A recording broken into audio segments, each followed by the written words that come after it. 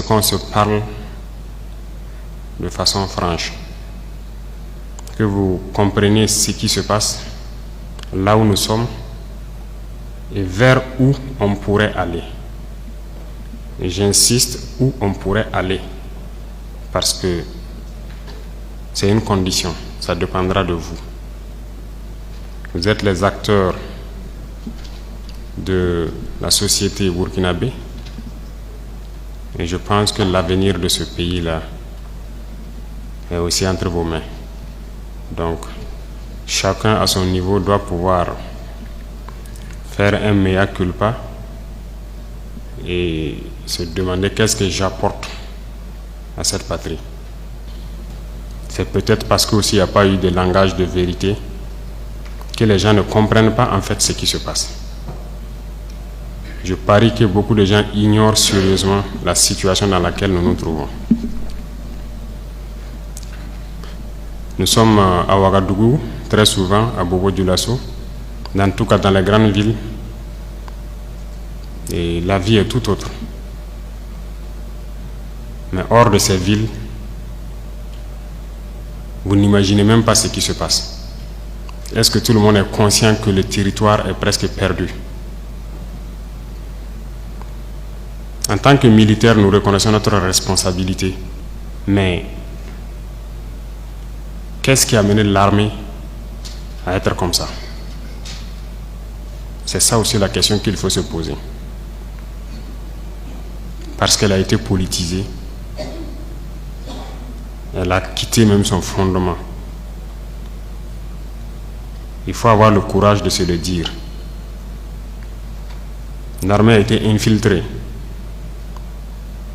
Et chacun agit en fonction donc de certains bords politiques. Nous observons depuis très longtemps. Nous combattons et nous observons. Et à un moment donné, on a eu espoir que ça va cesser, notamment avec les événements du 24. Mais ça n'a pas cessé. Et ça continue. Ces événements du 30 sont arrivés. Je vais vous dire ce soir où est-ce que nous en sommes, où est-ce que nous partons.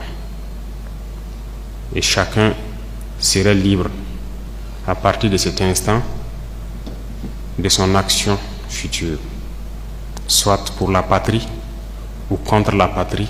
De toute façon, nous sommes tous dans ce pays et vous comprendrez avec la présentation que personne ne va pouvoir quitter. Déjà entre Bobo et Ouaga, ça devient difficile. Quand la route sera coupée, que peut-être certaines personnes vont prendre conscience.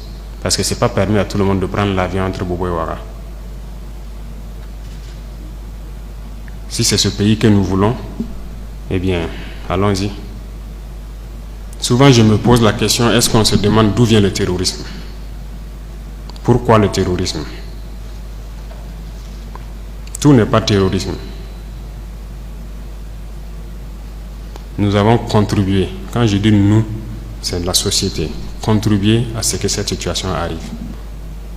Mais j'ai marché à travers une partie du Sahel.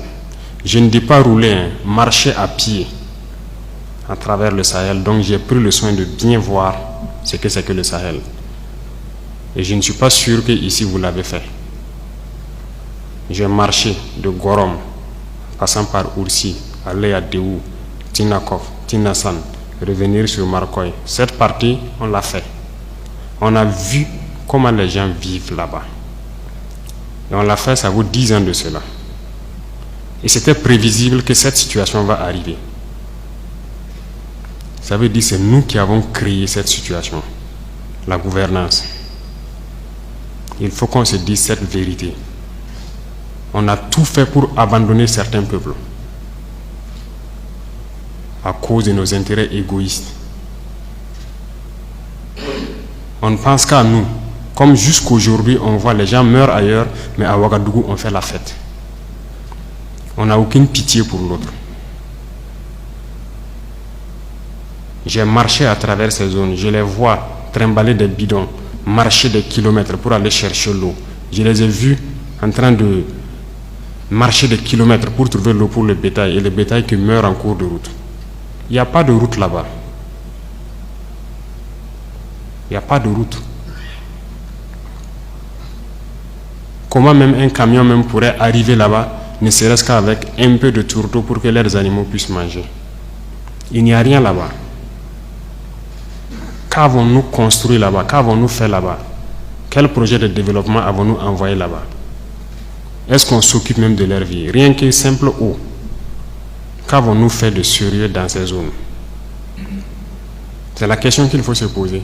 Et le territoire de cette partie, c'est hors de contrôle. Qui en est responsable?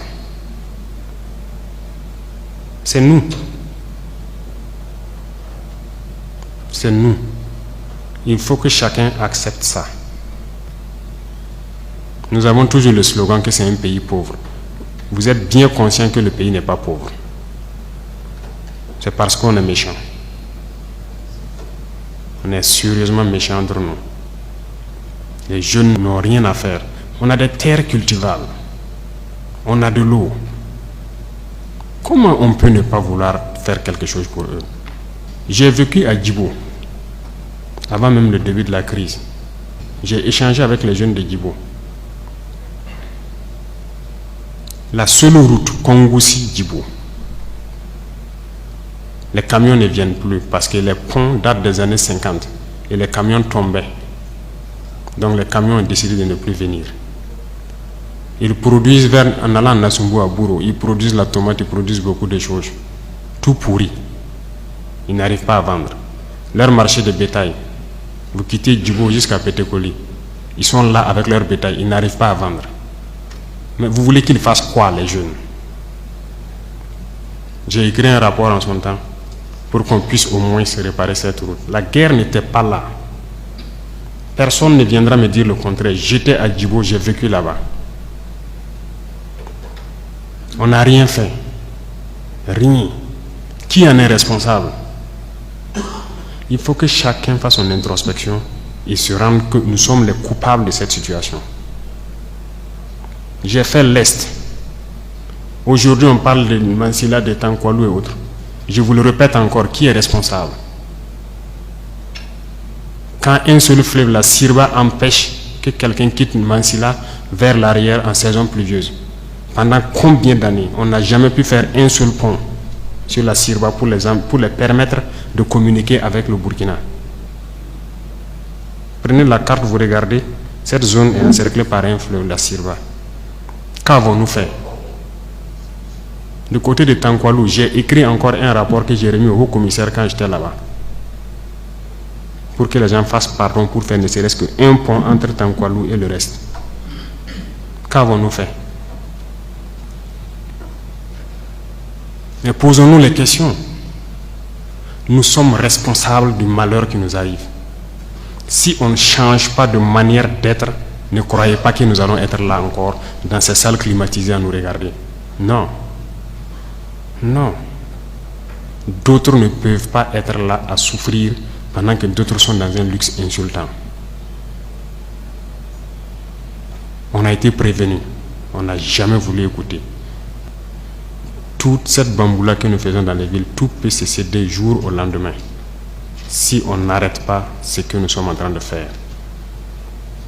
Je sais que personne ne vous a déjà parlé comme ça, mais je vous le dis aujourd'hui franchement. Et chacun pourra choisir ce que nous voulons du Burkina. Je ne suis pas politicien. Je n'ai pas de langue de bois. Moi, je suis un militaire. Et je préfère vous dire la vérité. Chacun est libre de prendre ou de laisser. Tout le monde roule dans sa voiture, tout le monde vit bien. On mange matin, on mange midi, on mange le soir. On fait ce que nous voulons faire. On est libre de parler, de dire ce que nous voulons. C'est la démocratie, c'est le droit, c'est tout. C'est tout ce que nous connaissons à Ouagadougou. Mais allez-y les voir. Les enfants qui ont la peau sur les os. Allez voir les vieillards qui meurent de faim. Allez voir ces femmes qui ne peuvent plus allaiter parce qu'elles n'ont plus rien dans le sein. Allez les voir. Ne faisons pas semblant. Si nos journalistes n'ont pas le courage d'aller sur le terrain et vous ramener ces genres d'images, parce qu'on veut laver l'image du Burkina, je vous dis que c'est faux, ça existe. Quand je vous parle des gens qui mangent l'herbe, celui qui veut contester, je l'amène demain à les voir. Ça continue, ça n'a même pas cessé.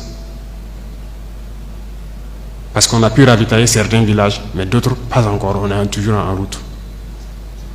Aucun civil ne peut daigner même soutenir aussi avec des camions pour qu'on puisse être solidaire vis-à-vis de ces populations-là. C'est quelle intégrité? C'est quoi l'intégrité? Burkina Faso, c'est quoi? C'est ça qui nous a révoltés. Et on est toujours révoltés. Tant qu'on ne va pas soigner les maux de ce pays-là, on sera toujours révoltés. Pour l'instant, on a pu, dans l'armée quand même, réaliser quelques camions et transporter les vivres avec nos propres moyens, bien qu'on a loué d'autres même ajoutés, vers des populations qui mouraient de faim. Et même dans cette location, j'ai vu qu'il n'y a aucune pitié. Des citoyens savaient que c'est pour aller là-bas, mais ils sont restés sur leurs tarifs. C'est pour dire que la solidarité a disparu au Burkina. Ayez pitié des gens, ayez pitié de la jeunesse, ayez pitié des enfants. Qu'est-ce qu'ils ont fait, ces villageois-là, pour que quand le soleil tombe, eux, ils se retrouvent dans les grottes, dans les arbres, ils quittent le village. Et le matin, ils se pointent, ils regardent pour voir si tout va bien avant de revenir. Ils dorment dans la brousse. Ils ne peuvent pas dormir chez eux. On ne vous dit pas ces vérités. C'est la réalité du Burkina comme ça. On ne voit que nos villes. Nous sommes responsables de ce qui nous arrive. Et nous serons entièrement responsables de ce qui va suivre. Soit c'est du bon ou c'est du mauvais, ça dépendra de nos comportements dans le futur. Chacun n'a qu'à donner le meilleur de lui-même. Et je pense qu'on peut y arriver. Je suis optimiste, j'ai foi. Et Inch'Allah, on va y arriver.